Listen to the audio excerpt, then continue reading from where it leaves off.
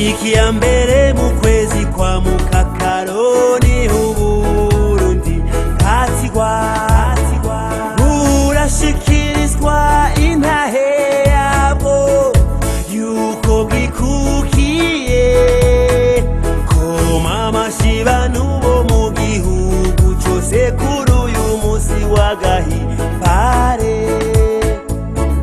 Uburundi aho bwibarutse imfura imwe y'umuhungu, iyo mfura yitwa Burikukiye. Uburundi bwacu nibuze dufatane mu nda dukundane, nta ingwano tuyigire indahiro, ubumwe bwacu tubugire ingendo, amakungu tuyobera akarorero. Murarangije gutora, muratoreye Uburundi abanyu bazobuyobora. Murahereje gushinga ingingo ishorera Uburundi ibuteza imbere. Ivyo byose mwabigiranye ubwitonzi, amahoro n'iteka ryinshi. Iyo abantu bahigiye ku kintu hamana ntaryo uwutsinda n'utsindwa. Ariko rero muri iryo tora uwatsinze n'uwatsinzwe n'abarundi basa.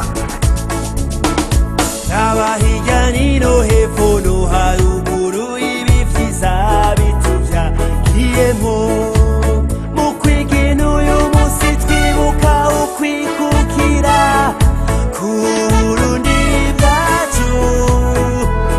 Insina z'ibitoke zikikuje Uburundi kuri uyu musi w'agahimbare. Tuvuze impundu isamisamirane kuri uyu musi wo kwikukira. Iyo ni inkuru nziza isasagaye Uburundi hamwe n'abarundi. Nimuze dufatane mu nda dukundane, nta ingwano tuyigire indahiro, ubumwe bwacu tubugire ingendo, amakungu tuyobera akarorero. Uburundi burabakeneye bose, nico gituma atari intsinzi y'umugambwe. Uyu munsi hatsinze amahoro, hatsinze iteka n'itekane ry'Uburundi, kuko nyene ahatagira ubukuru nyabwo hatagira iteka ntihagire n'itekane.